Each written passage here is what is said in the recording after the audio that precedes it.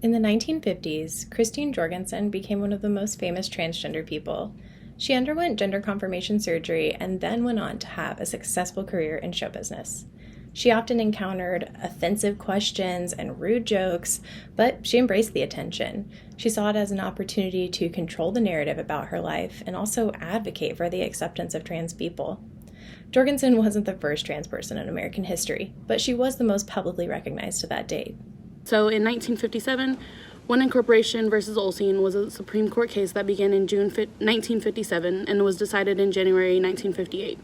It was the first Supreme Court ruling to deal with homosexuality and was also the first to deal with free speech in regards to homosexuality.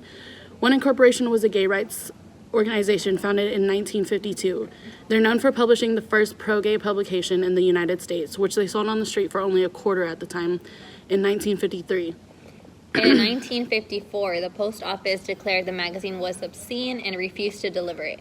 However, the court agreed, and One Incorporation fought back and took it higher, so much that it reached the Supreme Court. The Supreme Court, after a few months, ultimately ruled that it wasn't obscene, and so therefore the win of the Supreme Court was a huge victory then, and allows the LGBTQ community years later to continue to write openly and honestly about our lives day to day.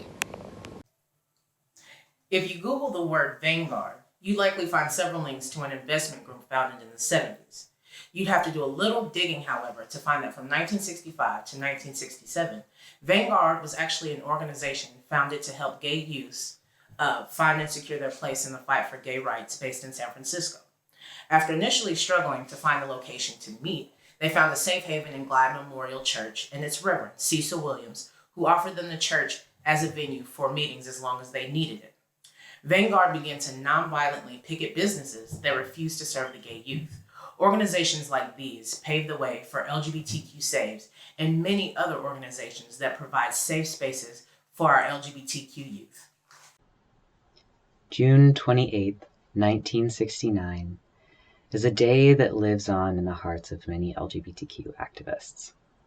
Early that June morning, police began a raid on the Stonewall Inn that would change the face of gay rights forever. Raiding gay bars was common in the 1960s, and even riots weren't completely uncommon. But what was unexpected was the massive amount of pushback from the Stonewall patrons. Stonewall was largely led by trans women of color and lesbians, most notably Sylvia Rivera, a self-identified street queen, and Stormé de la Veille, a mixed-race lesbian known affectionately as the Rosa Parks of the gay community. The riots lasted for several days and saw a snowball effect of LGBTQ groups starting and growing in number across the country. After so long, queer voices were heard, and this is what many consider the biggest turning point in the fight for equality. When you think about the LGBTQ movement, what symbol first pops into your mind? It's probably the rainbow flag. It was designed by Gilbert Baker in 1978 after a meeting with Harvey Milk, who is the first openly gay elected official in California and who challenged Baker to create a symbol of pride for the gay community. The first version of the flag originally had 8 stripes, where each color had a specific meaning. Later, the amount of stripes and colors changed over time. The flag continues to evolve, now usually seen sporting the chevron on the side with black and brown stripes, as well as light blue, light pink, and white stripes representing the trans community.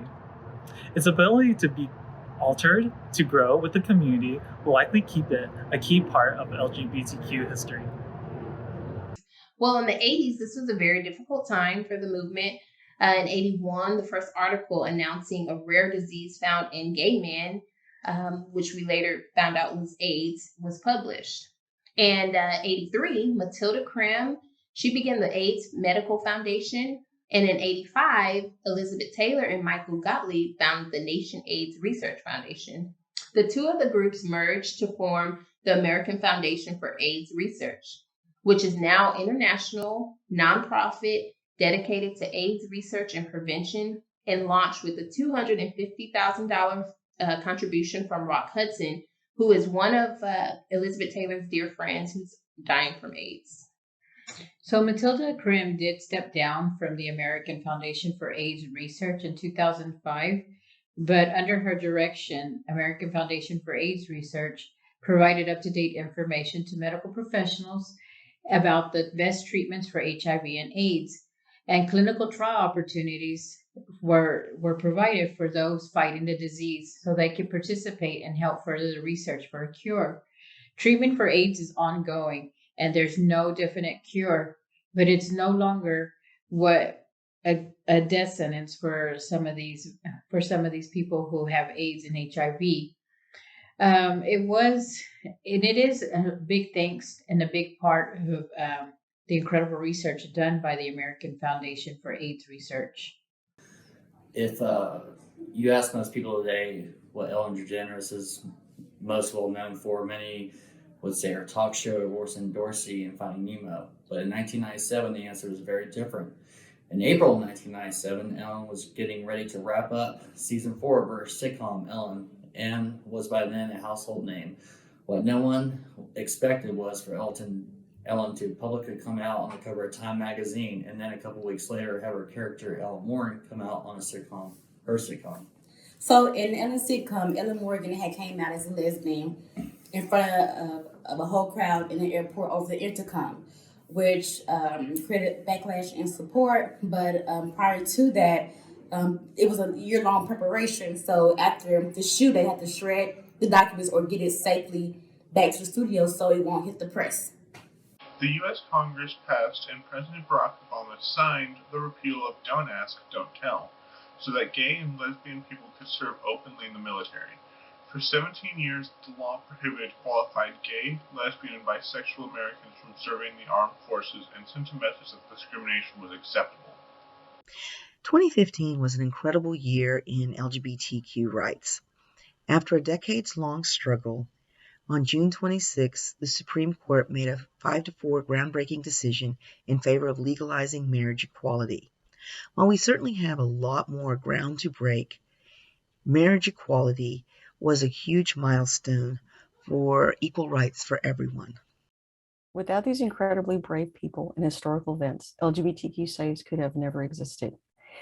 We stand proudly on the shoulders of those before us, and we hope to continue to make them proud by creating a safe and brave space where everyone, no matter who they are, can be exactly who they are.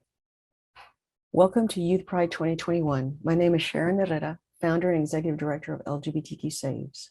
We started Youth Pride in 2015 as a way to provide a safe space for youth to experience their own Pride event in the city of Fort Worth, Texas. This year, we are determined to continue our celebration of LGBTQ youth. This is our first virtual Youth Pride, and I'm excited for you to join us. Bertie and Michelle, my right and left hand, will go into more detail about this weekend, and I would like to take this moment to talk about LGBTQ SAVES and how we are serving, supporting, and saving lives in Fort Worth and beyond.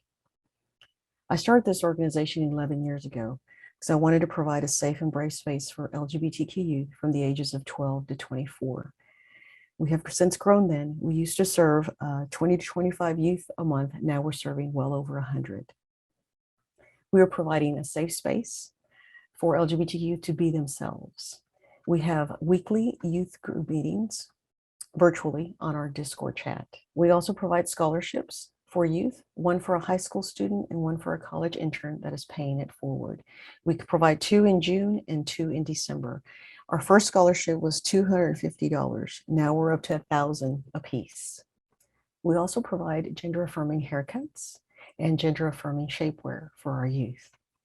We also provide a parent happy hour, a virtual happy hour for parents to come together and discuss and share resources and conversations on how to better serve our youth. Our goal for LGBTQ SAVES from the very beginning for me has been to have our own resource center here in the city of Fort Worth, where we can provide all of these resources under one roof, a place where our youth can thrive and be themselves.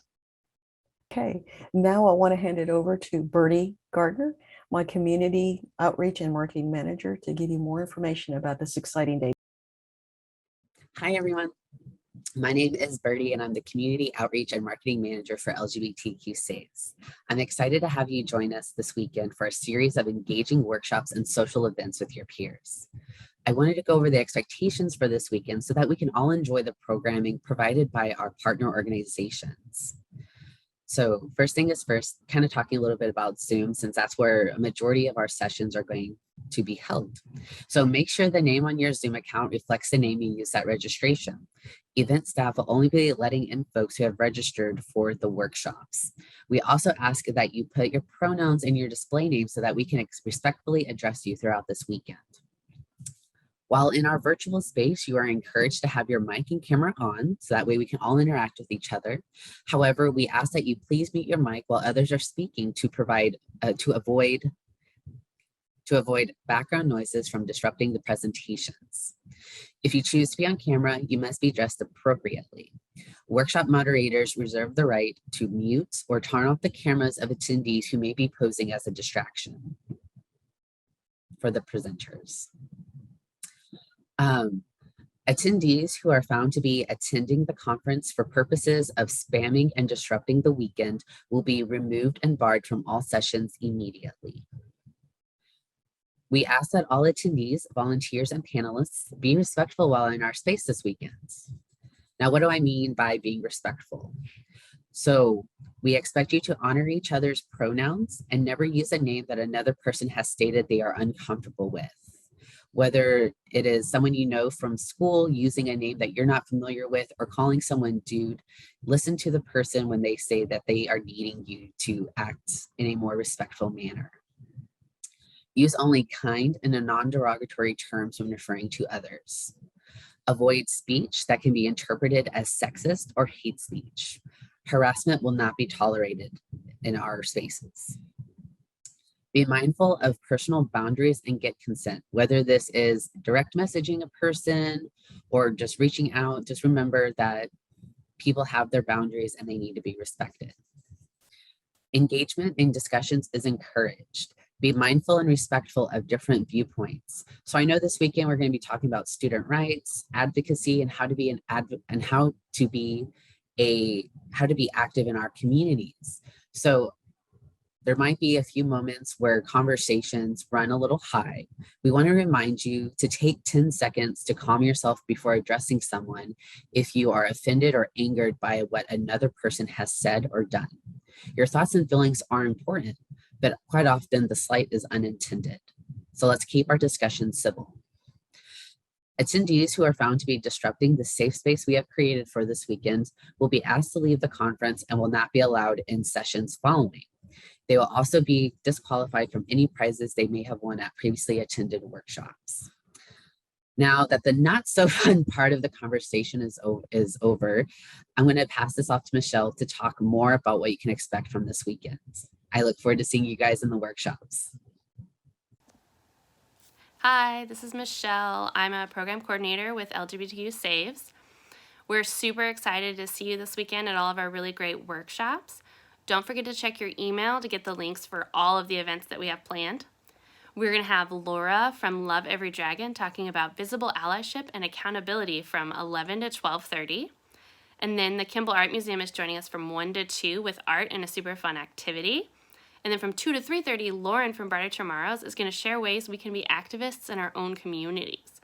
And then Planned Parenthood will be talking to everyone about the fundamental aspects that create a healthy relationship. And that is going to be from 4 to 5:30. And last but not least, we have Brian from ACLU and Shelley from Lambda Legal discussing student rights and discrimination in schools.